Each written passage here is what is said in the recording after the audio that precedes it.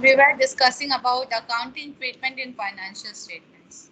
So Yes. like three things are to be remembered when allowance is first made. Suppose this is the first year.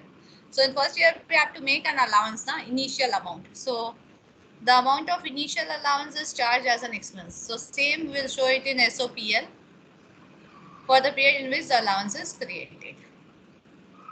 Now in second year, when allowance already exists, in first year we have created allowance. Suppose we'll talk about 2019. In 2019 we have created the allowance. In 2020 we have to make a review of the allowance. Okay, what review? We have to check whether it has increased or decreased. Okay, now if it is increased, the amount of increase, that means difference, is to be shown. So suppose first year allowance is $50. Second year's allowance is $90. That means it has increased by $40. So we have to show an accounting treatment of $40. Okay, in SOPL. And when the allowance already exists, that means in 2019 we have created an allowance of $50. In 2020 there has been decrease. Here it is increase, here it is decrease. So decrease in allowance is credited back to the statement of profit and loss. In this case, it will be debited, charged as an expense, na? So it will be debited to profit and loss account. Here it will be credited to profit and loss account. So like previous allowance is $50. Now if it becomes $40, that means we have to show a credit entry of $10. Okay. Now we will understand it with an example.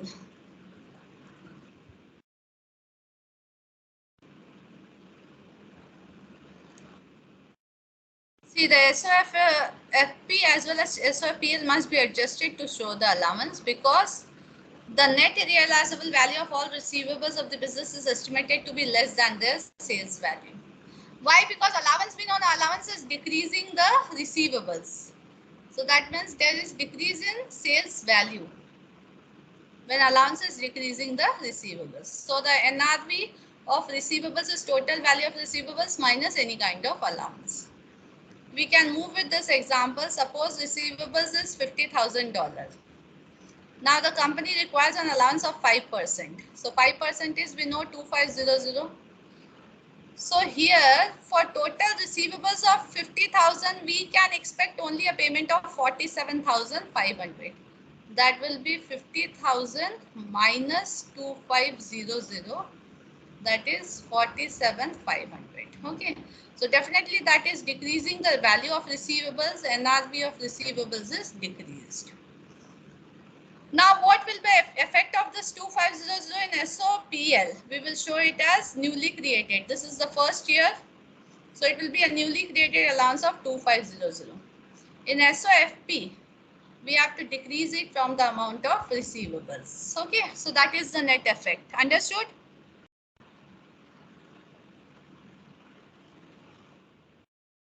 Yes, ma'am. Yeah. Now we'll check the ledger accounting entry. So ledger accounting entry will be the same as we show in case of irrecoverable debt. When the business first set an allowance for receivables, the full amount will be debited to irrecoverable debt expense.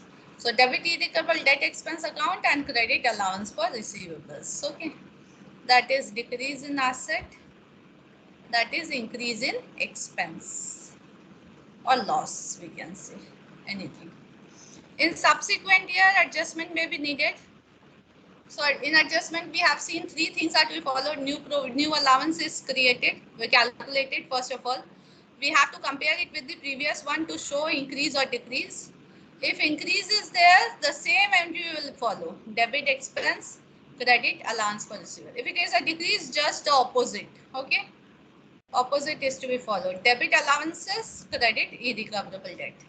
So if there is decrease, in case of increase, irrecoverable debt expense is debited, allowance for receivables is credited.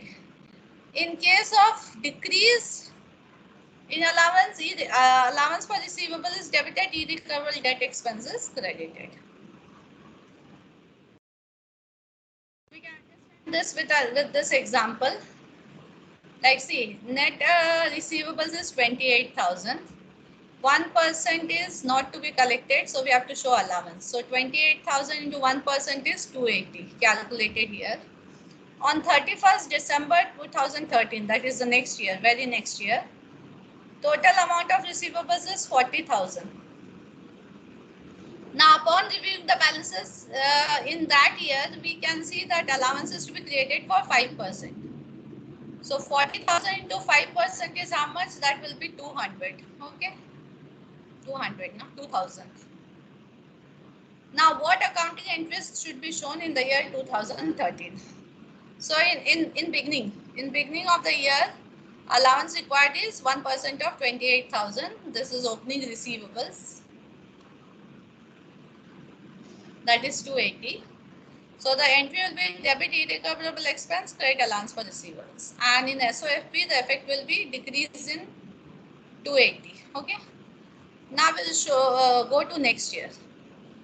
So now next year, now allowance required is how much? 2,000. 5% of 40,000. That is 5% of receivables. Okay.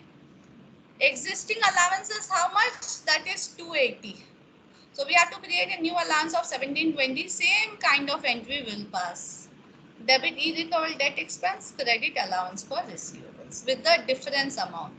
That is increase in allowance.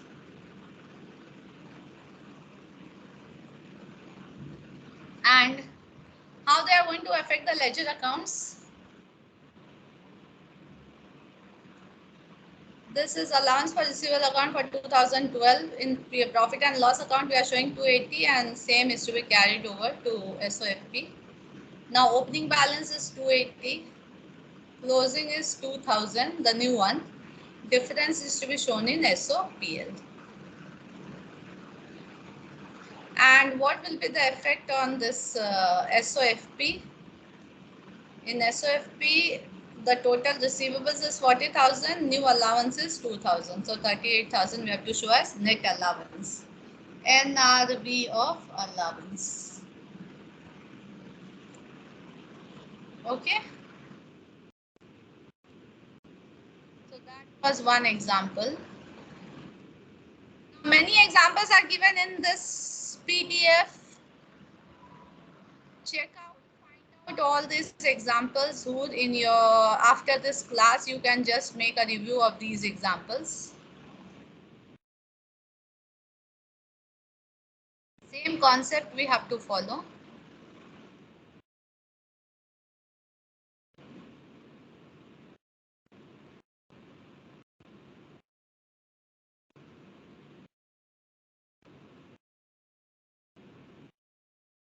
So that was the concept of the irrecoverable debts and allowances. Only 2-3 sums are left. Can you work out those sums, Hood? Yes, ma'am, I'll do it. Okay. Just if you have any doubt, just you can check out the concept or you can later on inform me. Okay, ma'am. Whether you are able to solve it or not. Okay. Okay, sure, ma'am. Okay. So we'll stop with the class now, Hood. Thank Okay, you. ma'am. Thank you, ma'am. Bye. Thank you.